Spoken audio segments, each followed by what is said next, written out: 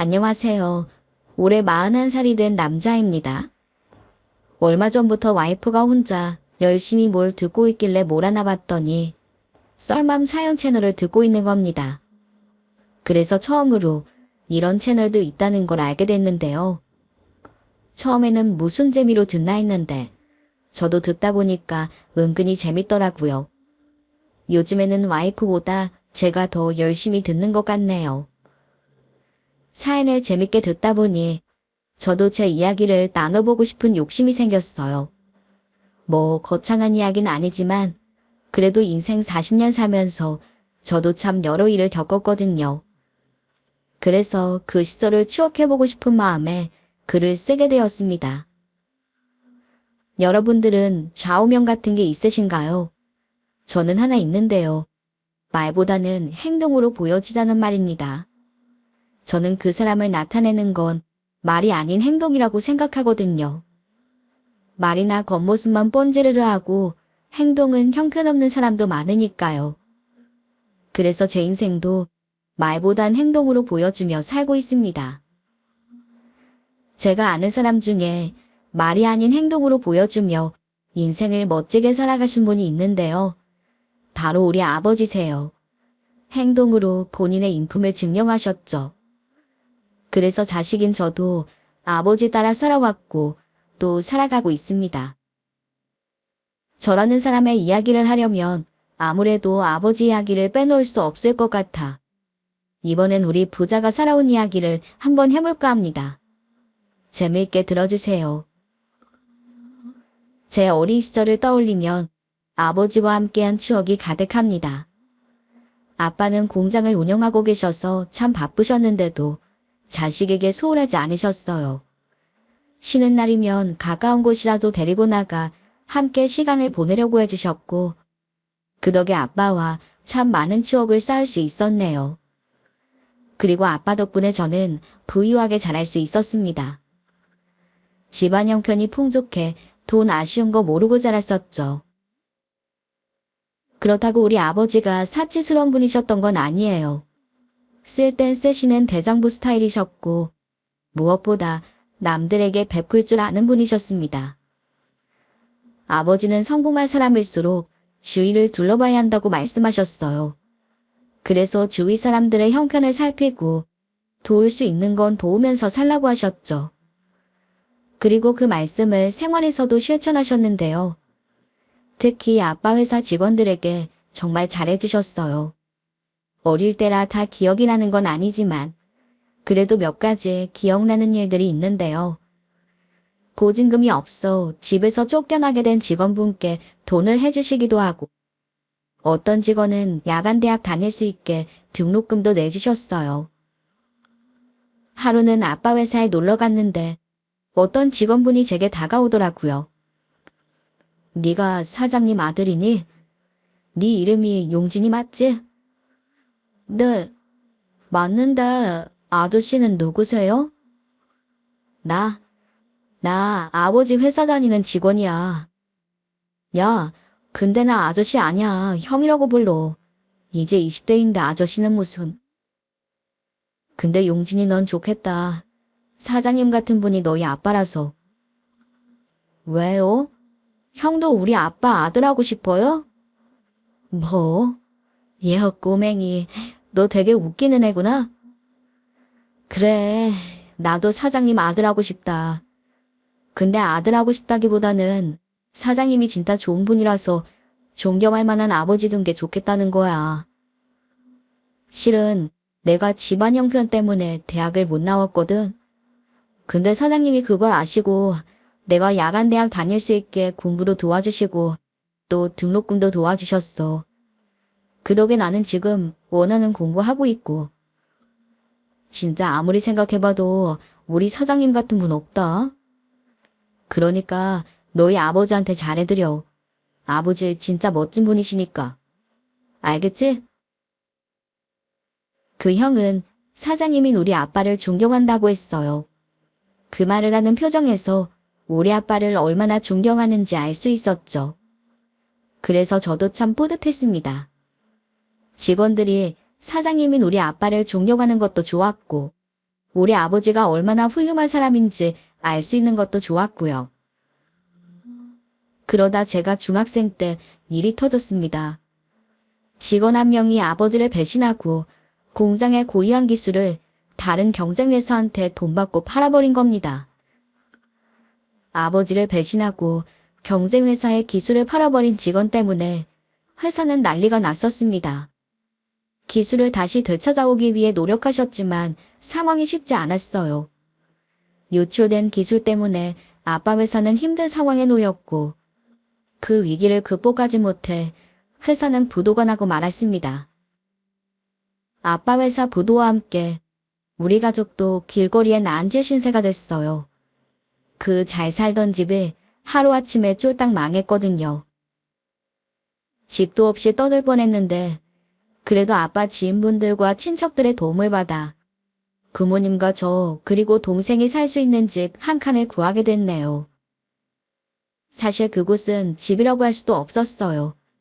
부실한 창문으로는 찬바람이 쌩쌩 들어왔고 집까지 드글드글한 곳이었거든요. 한순간에 그런 집에 살게 된 제 자신이 너무나 비참했어요. 하지만 슬퍼할 수는 없었습니다. 저보다 우리 아버지가 더 힘들 테니까요. 아버지는 괜찮은 듯 웃어 보이셨지만 속으로는 그 충격이 크신 듯 했습니다. 믿었던 직원에게 배신당한 충격에다 회사까지 망했으니 그 상황을 감당할 수 없으셨나 봐요. 결국 건강까지 잃으시고 강한 판정을 받으셨네요.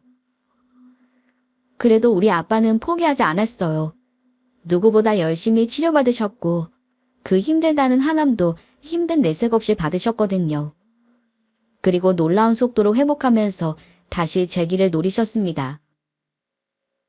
건강해진 아빠는 다시 일을 시작하겠다며 일자리를 알아보셨어요.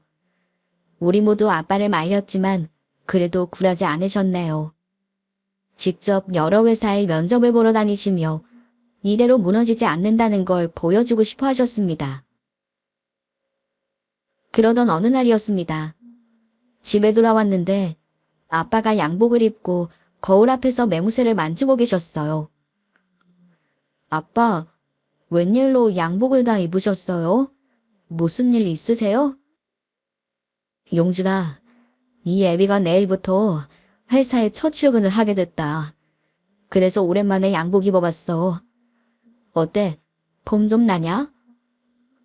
네, 아빠 오랜만에 양복 입은 거 보니까 진짜 멋있어요. 아빠 그럼 회사에 취직하시기로 한 거예요? 이제 일하시는 거 맞아요? 그래. 애비 사업도 망하고 또 아픈 바람에 니들이 고생 많았지? 이제 아빠 몸도 괜찮아졌으니 내가 나가서 일해야지. 언제까지 집에 있을 수만은 없잖아. 그래서 내일 첫 출근 앞두고 각오 좀 다지려고 양복 입어봤다. 어떠냐? 아버지 내일 이거 입고 출근해도 되겠어? 그럼요. 아빠 이 양복 진짜 잘 어울리세요. 고맙다. 집 이사 오면서 그 많던 양복을 다 버렸는데 이상하게도 이건 버리기가 싫더구나. 근데 이럴 때 입으려고 그랬나 봐. 용준아, 아빠가 이 양복 입고 나가서 앞으로 돈 많이 벌어서 우리 가족들 다시 호강시켜줄게. 아빠가 약속하마. 그날 아버지는 밝게 웃으시면서 저와 새끼손가락을 걸고 약속했습니다. 앞으로 일 열심히 해서 다시 예전처럼 행복하게 해주겠다고요. 하지만 첫 출근을 앞둔 그날 아침, 아버지는 그 양복을 입고 출근하지 못하셨어요. 아니, 몸을 채 가누시지도 못했습니다. 새벽부터 다시 통증이 시작되어 병원에 실려가셨거든요. 그리고 암이 재발했다는 이야기를 들었습니다. 그때 아버지는 오히려 우리 가족들을 위로하셨어요. 이번에도 잘 이겨낼 거니 걱정하지 말라며 저희를 다독이셨죠. 그러나 재발한 암세포는 빠르게 퍼져나갔고 몇 개월 후 아빠는 우리를 두고 하늘나라로 떠나셨어요. 아버지를 보내드리고 집에 오니 아빠가 걸어놓은 양복이 보였습니다. 첫 출근할 때 입겠다고 곱게 걸어놓으셨던 그 양복이요. 아버지는 그 양복을 다시 입지 못하고 세상을 떠나셨던 거죠. 그 양복을 보는데 눈물이 왈칵 쏟아졌어요. 다시 출근할 수 있다며 밝게 웃던 아버지의 얼굴이 떠올라 그 양복을 붙잡고 주저앉아 엉엉 울었던 기억이 납니다. 아버지가 돌아가신 뒤에도 집안 형편은 나아지지 않았어요. 저나 동생이나 학생이니 돈을 많이 벌 수도 없었죠. 기껏해야 신문 배달 같은 아르바이트가 전부였네요. 그래도 그 돈이라도 벌어 우리 세 가족 사는데 보탤 수 있다면 그때는 그걸로도 만족했었어요. 그러다 제가 대학을 갈 때가 됐습니다. 공부를 꽤 잘했던 편이라 유명한 대학에 합격했었어요. 하지만 그 대학을 갈 돈이 없었죠. 우리 형편의 대학 등록금도 사치였어요. 그래서 저는 명문대를 포기하고 장학금을 준다는 삼류대를 가기로 결정했어요. 삼류대에 가면 그래도 등록금은 안 내도 되잖아요. 근데 그 사실을 안 엄마가 참 많이 우셨어요. 돈 때문에 아들이 삼류대에 간다는 게 마음에 걸리셨던 거죠. 용준아, 미안하다. 못난 애미라서 너 좋은 대학도 못 보내주는구나. 정말 미안해. 엄마 왜 그래요? 나 괜찮아요. 뭐 대학이 중요한가? 어디 가서든 내가 잘하면 되는 거지. 나 명문대 포기한 거 하나도 아쉽지 않으니까 엄마 울지 마세요. 나 정말 괜찮아요. 괜찮긴 뭐가 괜찮아. 네 속도 지금 얼마나 속삭할 거야. 이 애미는 다 알아. 남들은 가려고 기를 쓰는 그 좋은 대학을 붙어놓고도 돈 없어 못 가는데 그 속이 어떻겠어. 나도 이렇게 속이 상하는데. 용준아, 이제라도 다시 생각하자. 엄마가 어떻게든 등록금 마련해 볼 테니까 그 대학 포기하지 말아라. 응? 엄마는 좋은 대학을 포기하지 말라고 하셨고 저는 그런 엄마의 손을 꼭 잡아드렸어요. 엄마 지금 속상하신 거 잘 알아요. 근데 나 정말 하나도 아쉽지 않아요. 대학이 뭐 중요한가요? 내가 어디 가서든 내 목 잘하면 얼마든지 인정받을 수 있어요.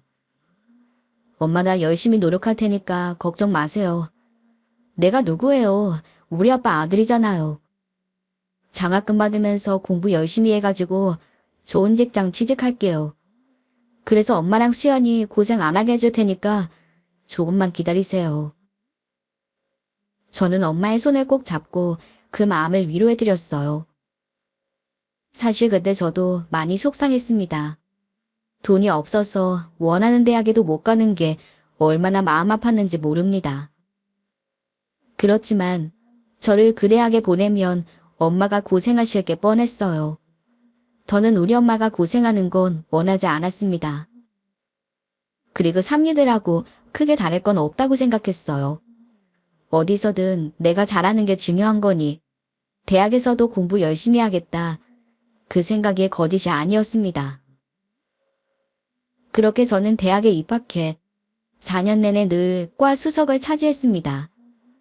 다들 저를 독종이라고 할 만큼 열심히 살았어요. 저보다 더 좋은 학교를 나온 애들과 경쟁하려면 제가 더 좋은 스펙을 가져야 한다고 생각했어요. 그래서 영어 시험에서도 만점을 받았고 뒤처지지 않으려고 노력했습니다.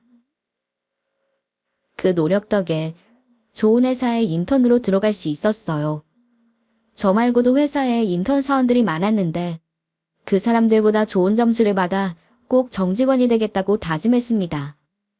그래서 정말 최선을 다해 일했고 다들 제 능력을 인정해줬네요. 하지만 거기까지였어요. 인턴 중에서 제가 제일 뛰어났어도 정직원이 되는 건 명문대를 나온 애들 몫이었습니다. 그래도 포기하지 않았어요. 저에게도 기회가 올 거라고 믿었으니까요.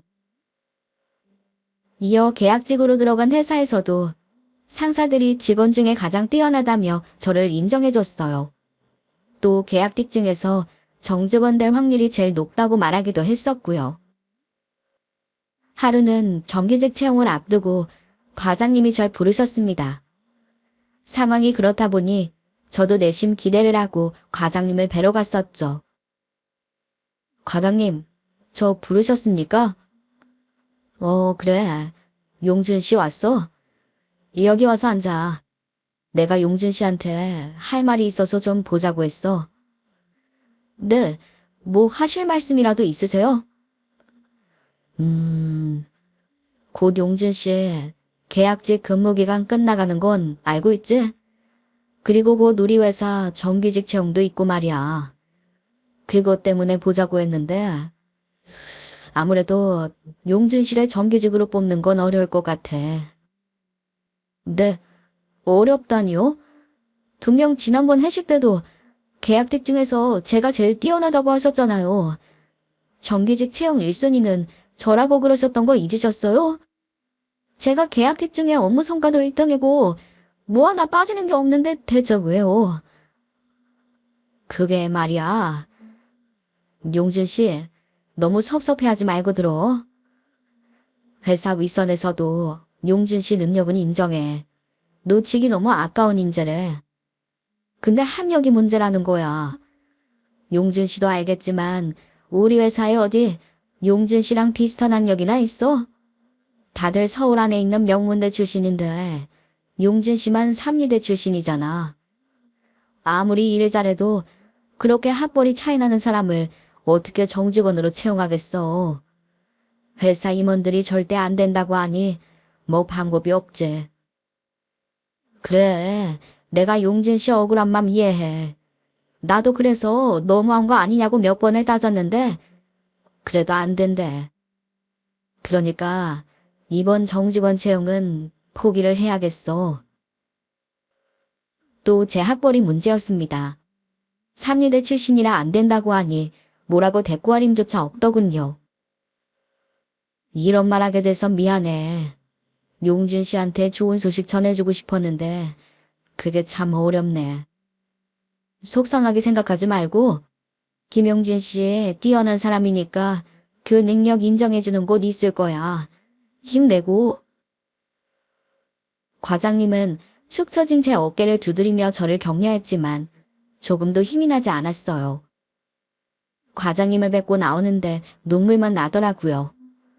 돈 때문에 어쩔 수 없이 삼리대를 선택한 게 이렇게 제 발목을 잡을 줄 몰랐습니다. 다들 제 능력은 인정하면서도 학교 때문에 안 된다고 말하는 게 참 비참하고 속상하더라고요. 속상한 맘에 처음으로 혼자 술을 마셨습니다. 너무 속상해서 그런지 이상하게 잘 취하지도 않더라고요. 그렇게 터덜터덜 집으로 돌아오는데 동생에게 전화가 왔어요. 엄마가 교통사고를 당해 병원에 실려가셨다는 연락이었습니다. 전화를 받고 미친 듯이 병원으로 달려갔습니다. 가보니 엄마는 심한 교통사고로 위독한 상태였어요. 하반신 마비가 될 수도 있는 상황이더군요. 그 말을 듣고 병원 복도 한가운데서 소리내어 울었습니다. 그냥 제 현실이 어떻게 이렇게나 최악일 수가 있을까 싶더라고요.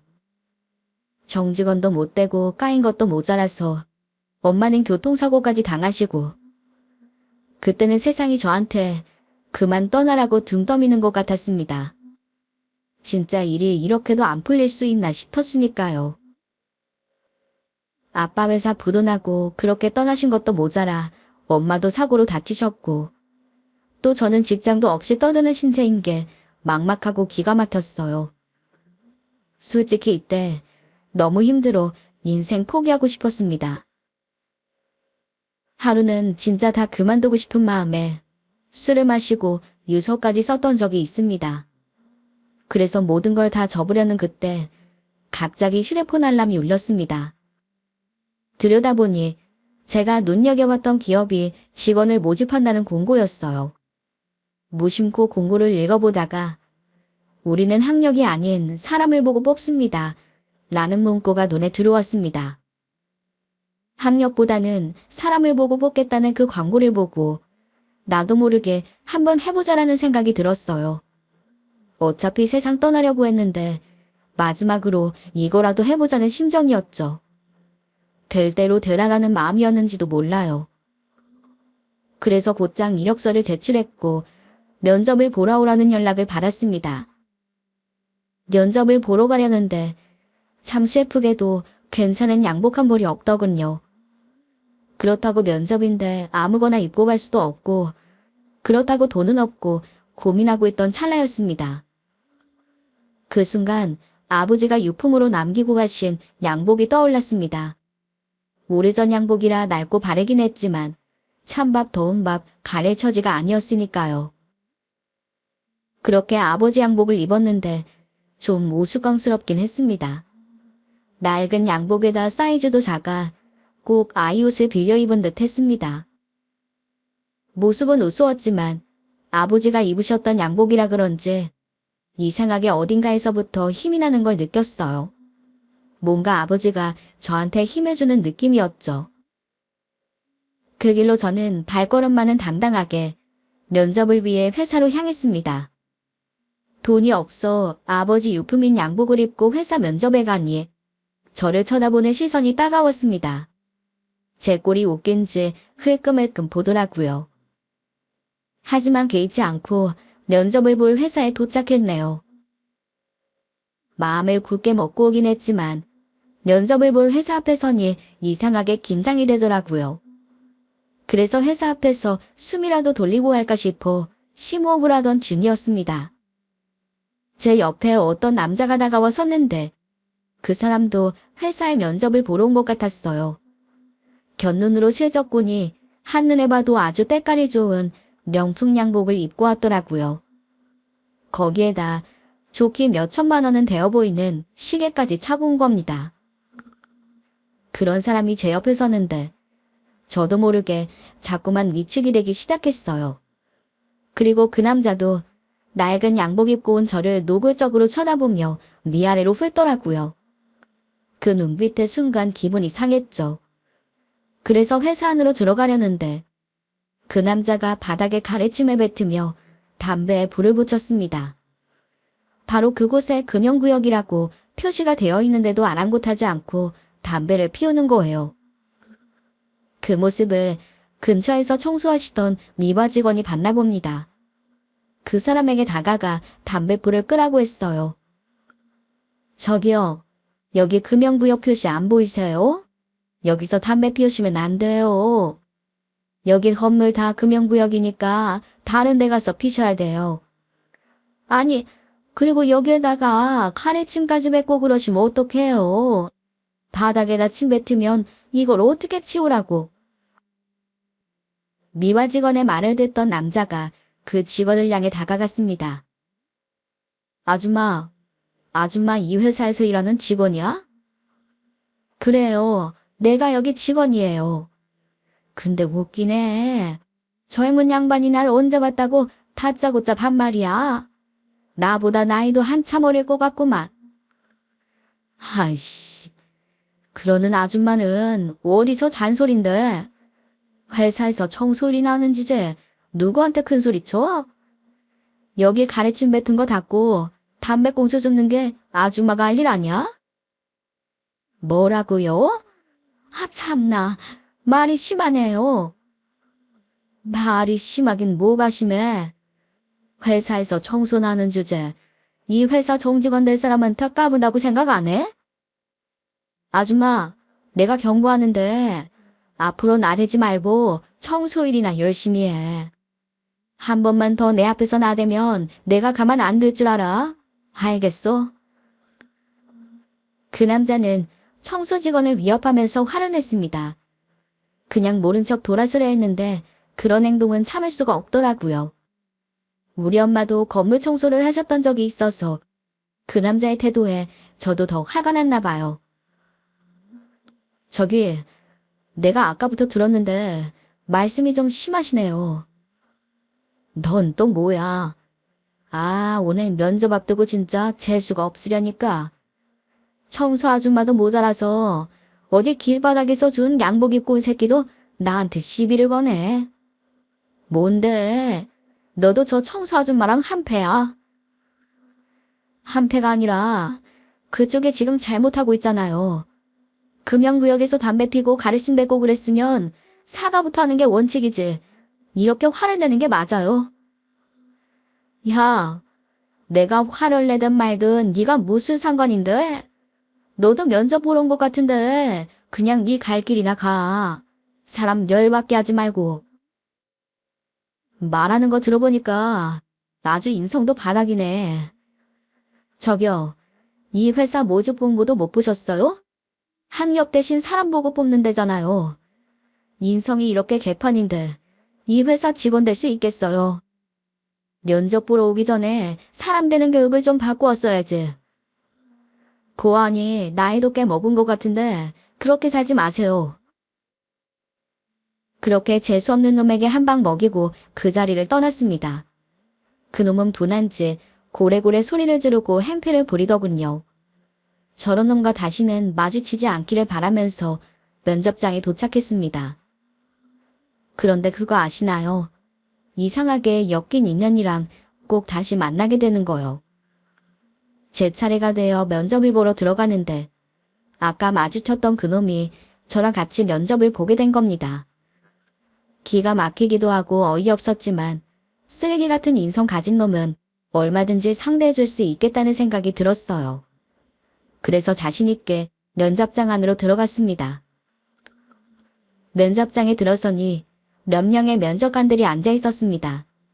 그 포스에 저도 긴장이 되는 걸 느꼈죠. 면접관들은 우리 얼굴을 보고 또 우리가 낸 이력서를 봤습니다. 그러더니 제 옆에 있는 놈에게 질문을 시작했어요. 이성훈 씨는 학벌이 아주 좋네요. 어렸을 때부터 공부를 열심히 했나 봐요. 네, 열심히 노력했죠. 부모님이 좋은 머리도 물려주셨고 또 지원해주신 결과입니다. 그래요? 요즘 청년답지 않게 겸손하구만. 보니까 해외 제약에서 공부도 했네. 그럼 외국인들이랑 커뮤니케이션도 잘 되겠고? 아무래도 그런 편입니다. 외국에서 몇 년 살아서 프리토킹은 어느 정도 됩니다. 잘 됐구만.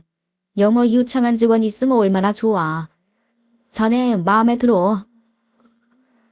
몇몇 면접관은 제 옆에 있는 놈이 마음에 든다고 노골적으로 티를 냈습니다. 그 사이 제게는 질문 하나도 하지 않았어요. 이러면 안 되겠다 싶어서 제가 나섰습니다. 안녕하세요. 저는 지원자 김용준입니다. 저도 여기 면접 보기 위해 왔습니다. 질문해 주시면 감사하겠습니다. 제 말에 면접관들은 서류를 뒤적이더니 이내 탐탁지 않은 표정을 지었습니다. 김용준 씨, 지금 이력서에 쓴 학교가 이게 맞아요? 이런 학교도 있나? 어떻게 이런 학벌 가지고 우리 회사에 이력서를 넣을 생각을 했지? 공고에는 학력보다 사람을 더 먼저 보고 뽑겠다고 하셨습니다. 그걸 보고 지원했습니다. 그리고 제가 제출한 어학 점수나 다른 서류를 보면 아시겠지만 제 스펙은 다른 지원자들에 비해 부족하지 않다고 생각합니다. 제 말을 들은 면접관의 표정은 구겨졌습니다.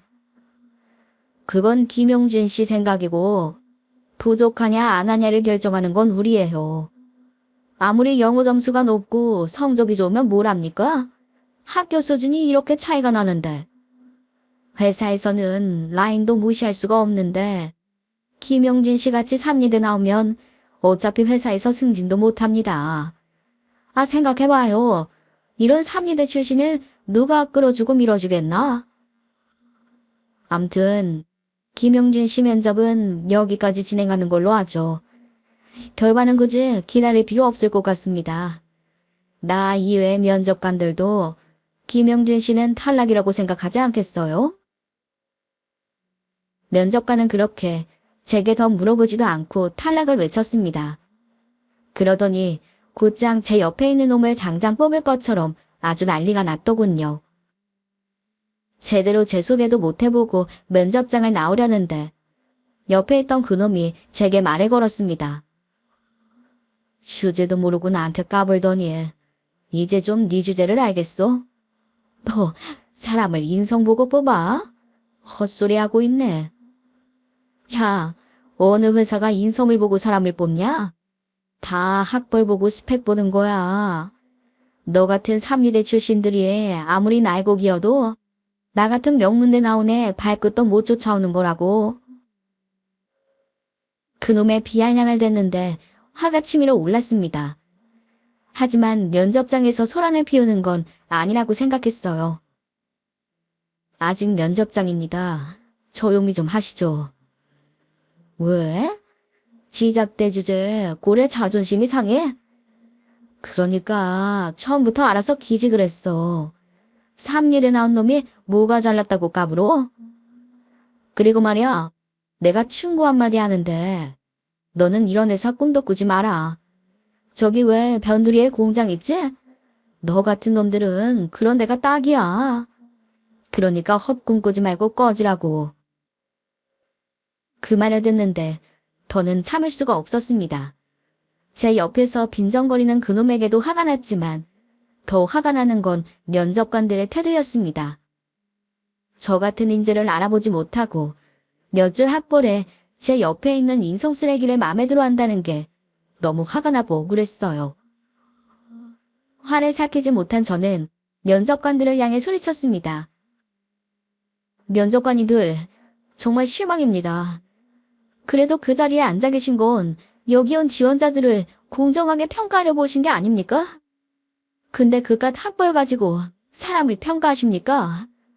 그럼 공고에 그렇게 쓰지 마셨어야죠. 아니, 김용주 씨, 지금 우리한테 따지는 거예요. 누구를 뽑든 우리 마음입니다. 여기서 이러지 말고 나가세요. 아니요, 저 이대로는 억울하고 분해서 못 나갑니다. 대학 어디 나온 걸로 그 사람 능력이 다 평가되십니까?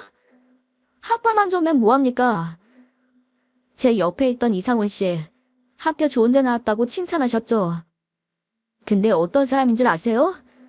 회사에 일하시는 미화 직원 위협하면서 까부지 말라고 했습니다. 그 직원분이 금연구역인 거 알려준 것만으로 그렇게 화를 낸 거라고요. 다 제가 직접 본 일입니다. 그런 사람이 이 회사에 들어와서 무슨 일이나 제대로 할 수 있을까요? 청소하는 직원이라고 깔보고 무시하는 사람이 누구랑 협력해서 일을 할 수 있겠냐는 말입니다. 지원자 인성도 보지 않고 뽑으려는 회사 태도에 정말 실망했습니다. 저는 너무 화가 난 나머지 제 마음속에 있는 말을 막 쏟아냈습니다. 그러자 구석에서 말없이 앉아있던 면접장이 저를 바라봤어요.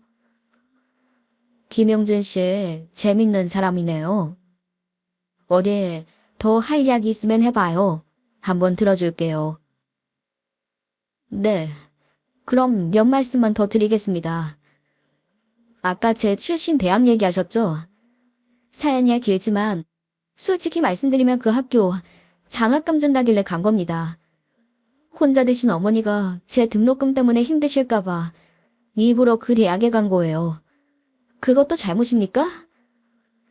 대신 저 4년 내내 과 수석자리 한 번도 놓치지 않으면서 정말 열심히 공부했습니다. 제가 부족한 거 알고 채우려고 그만큼 노력했습니다. 그리고 저는 앞으로도 더 노력할 자신도 있습니다. 제 스스로 말보다는 행동으로 그 노력을 증명해오면서 살아왔습니다. 그 말을 하는데 저도 모르게 막 눈물이 났습니다. 감정이 복받쳐오는 게 느껴졌어요. 그렇게 눈물로 미처 못한 제 소개를 시작했어요. 어릴 적부터 항상 사람은 말이 아니라 행동으로 보여주는 거라고 배움을 컸습니다. 그래서 저도 그 가르침대로 살았습니다. 말이 아니라 진짜 노력하면서 살아왔어요. 이건 제가 장담할 수 있습니다. 제 학벌이 다른 지원자에 비해 좋지 않은 건 인정합니다. 그렇지만 그 핸디캡을 극복하기 위해 더 최선을 다해왔고 또 앞으로도 그럴 거라고 자부합니다.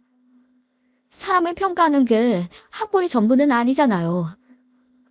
제발 이 회사만큼이라도 몇 줄 스펙으로 사람을 판단하는 게 아니라 마음 댐댐이로 바라봐 주셨으면 합니다. 항상 남에게 베풀며 살았던 분이 우리 아버지십니다. 저희 아버지는 자신보다 남을 먼저 생각하고 사셨어요. 직원들 집 보증금 내주고 대학 등록금 내줄 정도로요.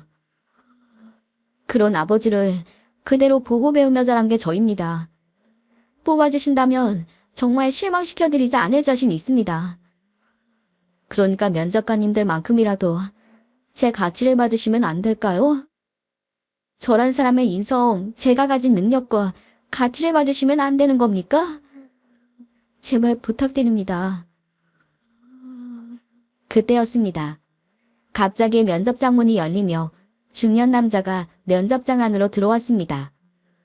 그 남자가 들어서자 모든 면접관이 그 남자 앞에서 고개를 숙이며 회장님이라고 인사했어요.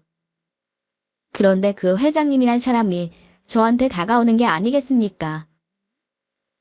저기 자네, 좀 전에 했던 얘기 좀 자세히 해보게.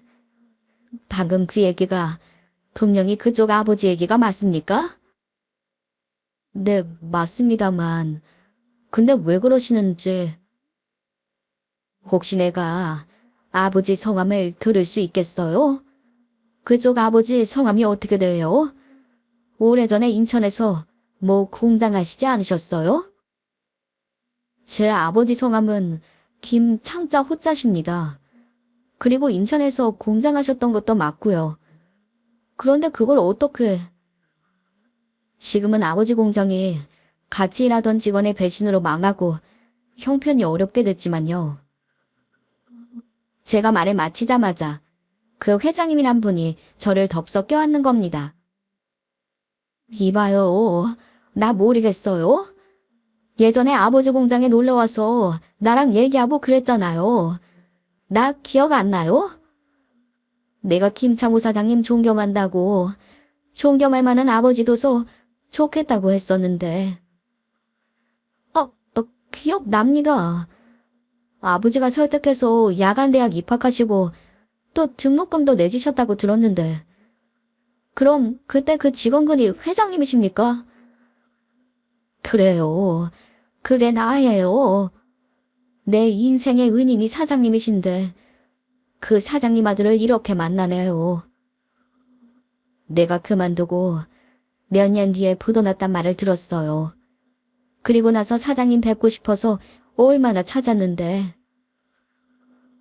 회사 그렇게 되고 아버지 몸이 편찮아지셔서 아마 여러 사람들에게 연락할 이력이 없으셨을 겁니다. 또 장례식은 가족끼리 조용하게 치르느라 소식 못 들으셨을 거예요. 그랬군요. 그런 사정이 있었어. 내가 빨리 사장님을 찾았어야 했는데 다 내 불찰입니다. 회장님은 우리 아빠 이야기를 하며 눈물을 보이시더니 제 앞에서 무릎을 꿇으셨습니다. 너무 갑자기 일어난 일이라 저도 당황했어요. 회장님, 얼른 일어나세요. 제 앞에서 무릎을 꿇으시다뇨. 내가 사장님을 생각하면 무릎 꿇는 게 아니라 더한 거라도 할 수 있어요. 내가 사장님을 도와드렸어야 했는데 나도 사업 시작하고 정신없다는 핑계로 사장님을 찾아뵙지 못했어요. 정말 미안합니다. 회장님은 제 앞에 무릎 꿇고 고개를 숙이셨어요. 회장님의 행동에 당황하고 있는데 아까 제게 말할 기회를 줬던 그 면접장이 눈물을 뚝뚝 흘리며 오열하는 게 아니겠습니까? 김용준 씨, 나는 당신의 이야기를 듣고 이미 마음을 바꿨습니다. 그래요. 우리 회사가 사람을 보고 뽑겠다고 해놓고 비겁하게 학벌만 보고 사람을 판단했습니다. 다른 면접관들을 대신해서 면접장인 내가 대표로 사과합니다. 정말 미안합니다. 그럼 하나만 묻겠습니다. 우리 회사가 김용준 씨를 채용한다면 이 회사 안에서 정말 최선을 다할 자신이 있습니까? 자기소개할 때 말했던 그 능력, 우리 회사에서 보여줄 수 있겠어요? 네, 물론이죠. 제 가치를 알아봐 주신 만큼 저를 뽑아주신다면 더 열심히 하겠습니다. 약속드립니다. 그래요. 그 팩이 마음에 듭니다. 그럼 빠른 시일 내 좋은 소식으로 연락드리죠. 감사합니다. 정말 감사합니다. 뽑아만 주신다면 정말 열심히, 아니, 잘하겠습니다. 이후 저는 회사에서 긍정적인 대답을 듣게 되었고, 아무 탈 없이 정직원으로 입사하게 되었습니다. 회장님은 물론이고 면접장에 축하를 받으며 당당하게 그 회사에 들어갔죠. 그리고 저는 그 회사에서 정말 몸이 부서져라 최선을 다해 열심히 일했어요. 혹시라도 회장님 백이라는 소리를 듣지 않기 위해 더 노력했죠. 업무로 제 능력을 인정받기 위해 애썼고, 제가 이끈 프로젝트가 다 성공하면서 입사 4년 차에 초보속으로 팀장 자리까지 올라갈 수 있었습니다. 팀장이 되고 나니 그때부터 제 마음속에 있던 꿈이 고개를 들기 시작했어요. 실은 우리 아버지 회사에서 갖고 있던 기술을 발전시키고 싶은 마음이 있었거든요. 오랜 시간 마음속에 품어왔던 일이었고 더 늦춰서는 안 된다고 생각했습니다. 그래서 그 회사를 그만두고 창업을 하기로 결심했네요. 그리고 회장님을 찾아뵙고 이런 이야기를 드렸습니다. 회장님, 실은 오래전부터 아버지가 하셨던 일 다시 해보고 싶은 욕심이 있었습니다. 많이 고민했는데 지금이 일을 새로 시작할 적기가 아닌가 싶습니다. 그래서 회사는 그만둬야 할 것 같습니다. 그동안 저를 믿어주셨는데 이렇게 그만두게 되어 정말 죄송합니다. 자네 같은 인재를 내보내는 건 정말 아쉽지만 할 수 없지. 돌아가신 사장님의 못다한 꿈을 이루겠다는데 내가 어떻게 막겠나. 대신 하나 조건이 있어. 우리 회사에서 나가려면 내 조건 들어줘야 하네. 네? 무슨 조건을 말씀하시는 건지. 나한테 자네를 도와줄 수 있는 기회를 주게. 나한테 그 기회를 주면 퇴사를 허락하지. 회장님, 이미 예전부터 저 충분히 도와주셨습니다. 엄마랑 저, 그리고 동생 살 집까지 구해주시고 이 회사에서 제 능력을 펼칠 수 있게 해주셨잖아요. 기회는 그걸로 충분합니다. 마음만 받겠습니다. 마음만 받다니? 지금 내 부탁 거절하는 건가? 그렇게 말하면 섭섭하네. 집 구해준 거야. 예전에 사장님이 내주신 등록금 갚는 거라고 하지 않았나. 그리고 자네가 우리 회사에 들어와서 올린 성과가 얼마인데 우리가 자네 덕을 받지. 그러지 말고 내가 자네 도와줄 수 있게 해주게. 사장님께서 지는 날에 날 도와주셨던 것처럼 나도 자네 도와줄 수 있게 해줘. 그렇게 해주겠나? 회장님은 저를 꼭 도와주고 싶다고 간청하셨고 저도 그런 회장님의 마음을 더는 거절할 수가 없었습니다.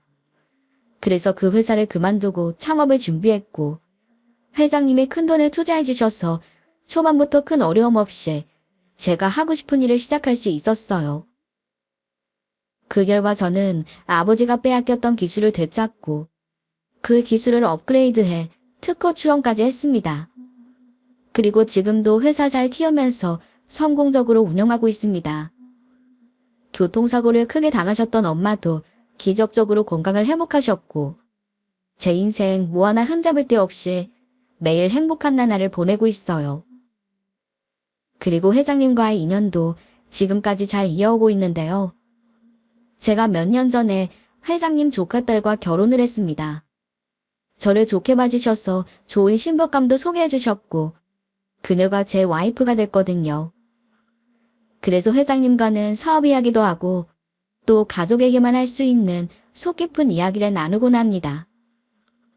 가끔 돌아가신 아버지 이야기도 나누곤 하는데요. 회장님과 아버지 얘기를 할 때마다 우리 아버지가 인간적으로 정말 좋은 분이셨다는 걸 다시 한번 깨닫습니다. 어쩜 지금 저의 행복은 평생 남을 위해 베풀고 또 올곧게 사신 아버지 덕분인 것 같습니다. 그 덕분에 제 인생이 이렇게 복받고 꽃 피우고 있는 거라 생각합니다. 하늘나라 어딘가에서 우리 아버지가 저를 보고 계시겠죠? 아버지에게 부끄럽지 않도록 제 남은 인생도 최선을 다해 살아보려 보합니다. 제 이야기는 여기서 마치겠습니다. 나중에 또 좋은 이야기가 생기면 그때 다시 한번 사연을 써볼게요. 지금까지 들어주셔서 감사드리고 좋은 일들만 생기시길 바랍니다.